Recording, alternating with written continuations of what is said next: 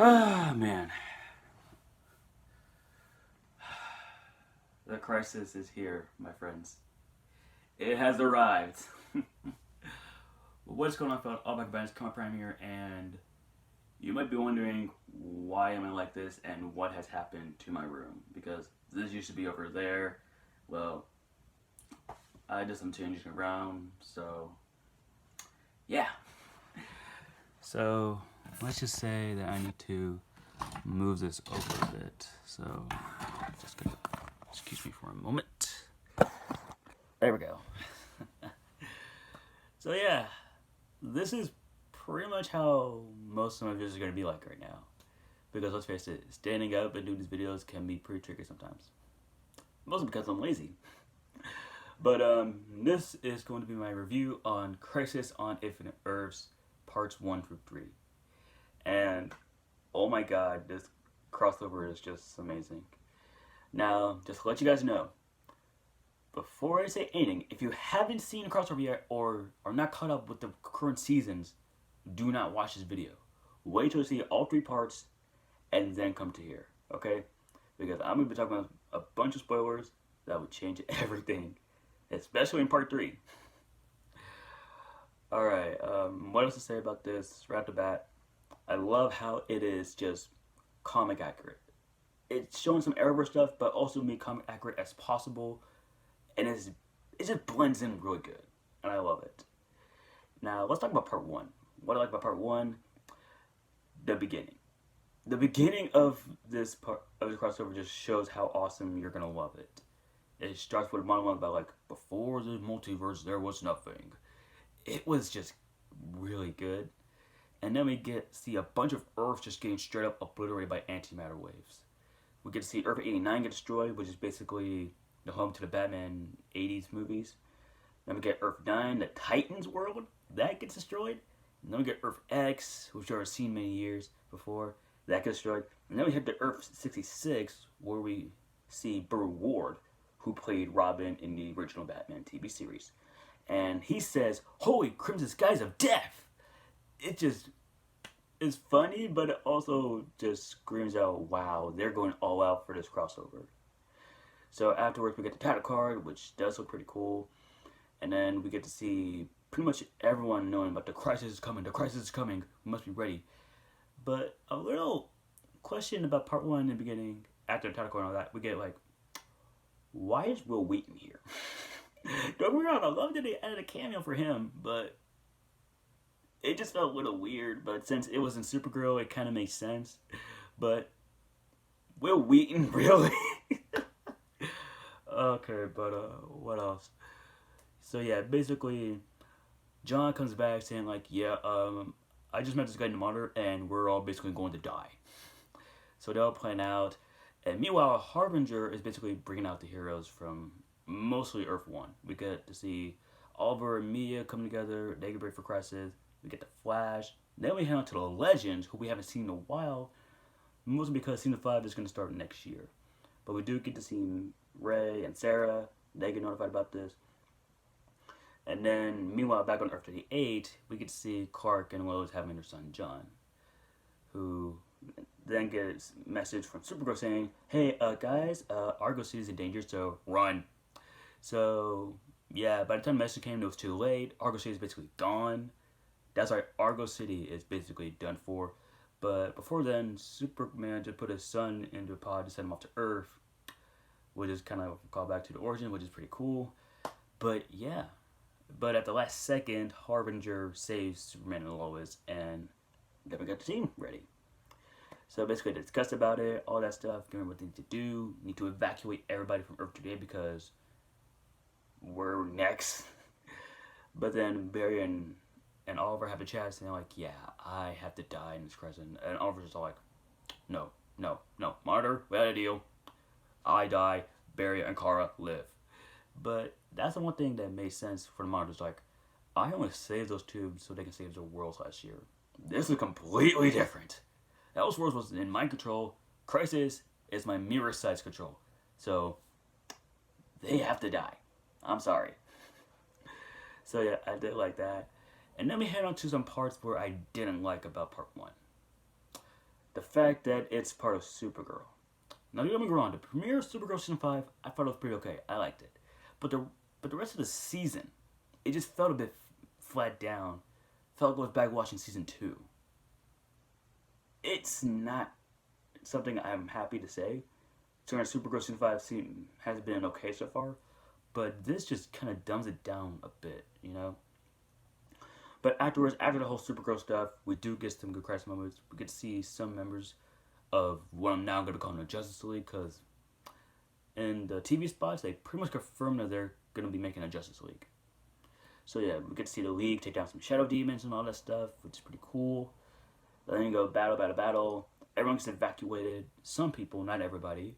And Oliver realizes that not everyone's safe, so he basically saves enough time to basically fight some Shadow Demons with no arrows, drops his bow and just charges at them, and pretty much gets mortally wounded in the end. So at the end of part 1, Oliver dies. Yeah, we were all thinking like maybe he'll die in part 3 or 4, but nope, he dies in the first part.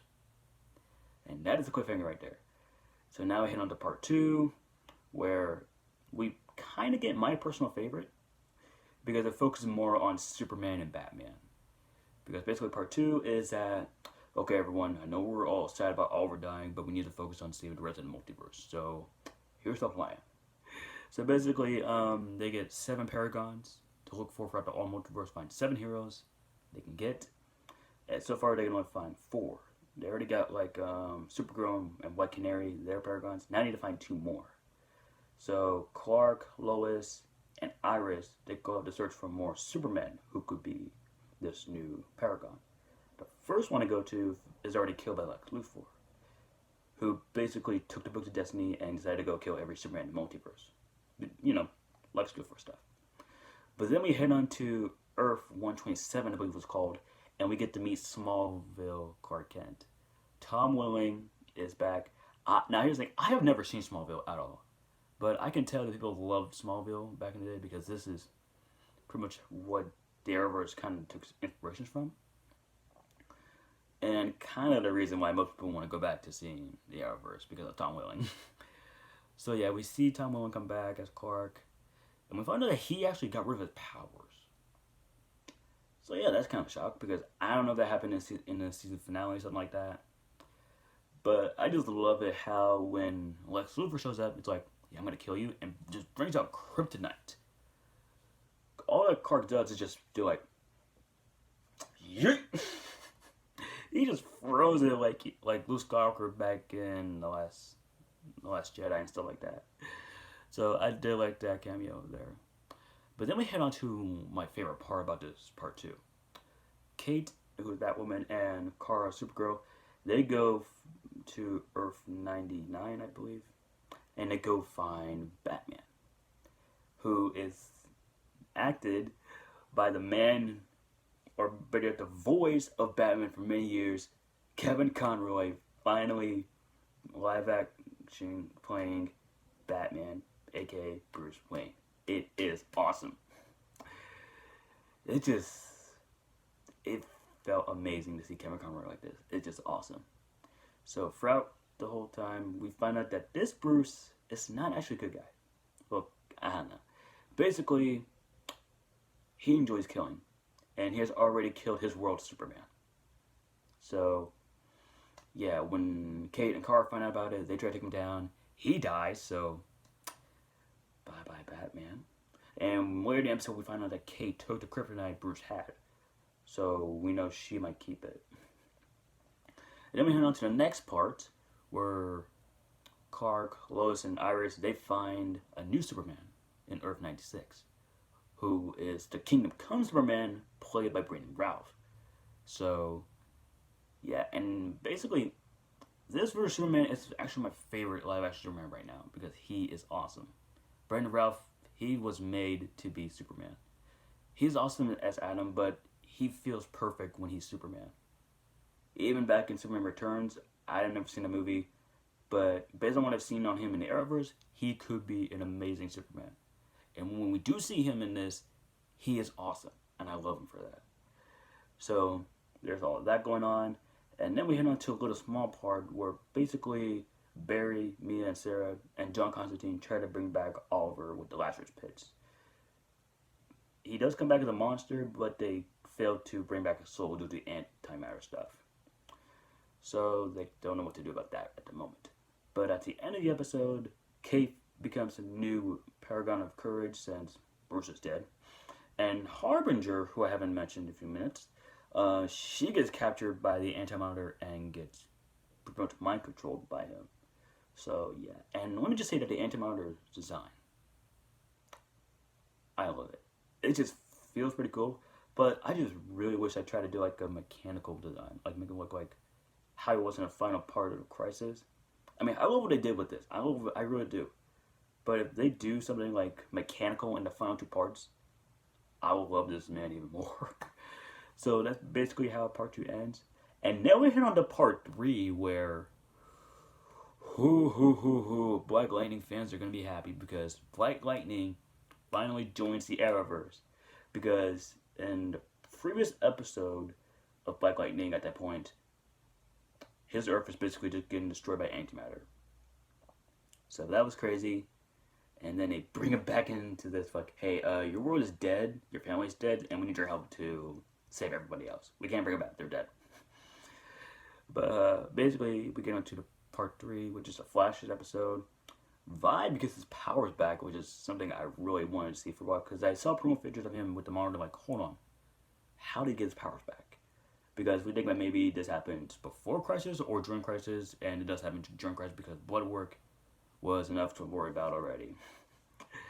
So yes, Cisco's back. We get to see Elongated Man finally be part of the League, and get to one of my funniest moments about this crossover is like, holy, All-Star Squadron, hi, I'm Ralph Dibny, Elongated Man, and we get to see Frost, who's all like, don't worry about him, it's his first crossover, so I'm just all like, Arrowverse, quit breaking the fourth wall, you're killing me, man. So basically, with the help of Pariah, who, long story short, was Nash Wells, he was pretty much tricked by the Anti-Monitor and became a Pariah, so who is now destined to watch strategies and stuff. So he helps Team Flash try to discover the vault where Pariah went into. So they do go into there, and they found that it's kind of like a mid-section between our multiverse and with the anti-multiverse, stuff like that.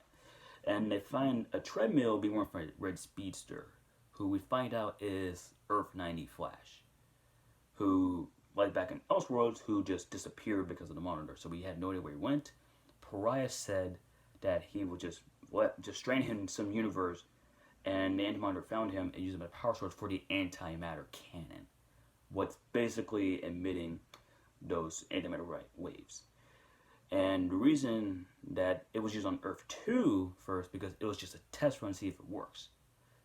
And it's also at this point where Team Flash finds out that Earth 2 is gone.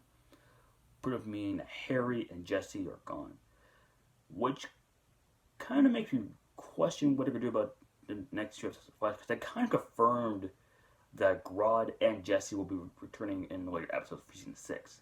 I can understand Grodd, but what about Jesse? Because she's part of Earth 2, unless she was on Earth 3, but I don't think that'll matter considering the fact that almost all the Earths are gone now. But basically, after this, they do get Earth 90 Flash out of there, but there's a failsafe. Basically, if he were to ever escape, the antimatter cannon will just blow up and get rid of the all remaining universes.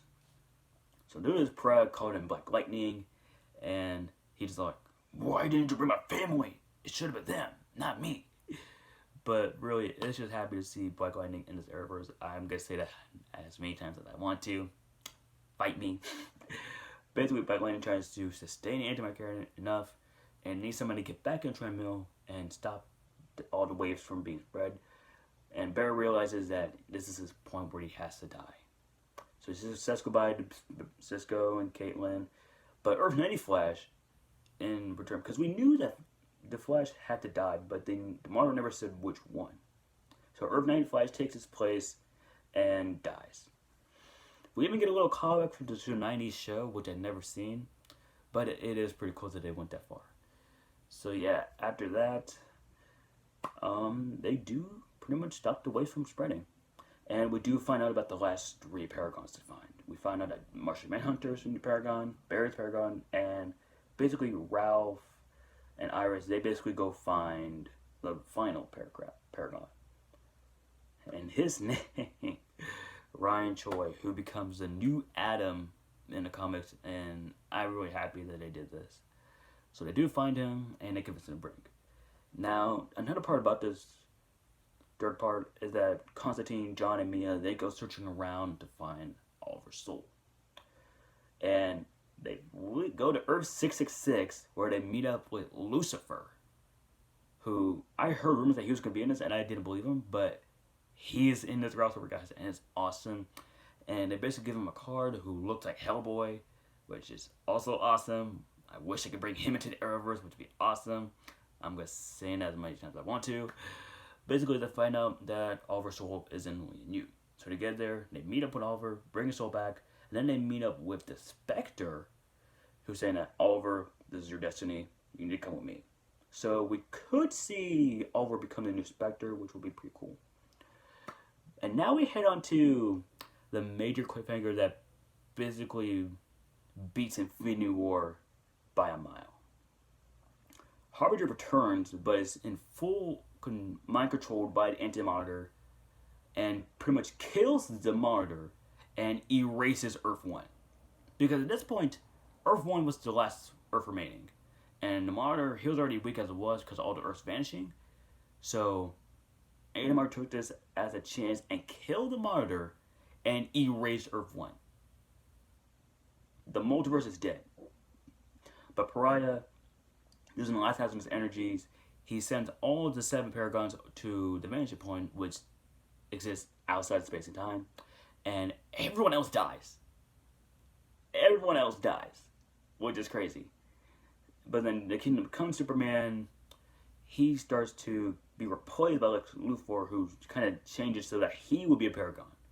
So, yeah, the last remaining heroes to go up against the Anti-Monitor is the Flash, the White Canary, Supergirl, Batwoman, Martian Manhunter, Ryan Choi, and Lex Luthor. This is going to be a crazy crossover.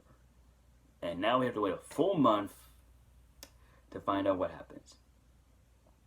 Like I said, this beats Infinity War by a mile. Because Thanos, yes, he wanted to erase half of the world because he believed that, well, they need to stop populating and stuff. Overpopulation.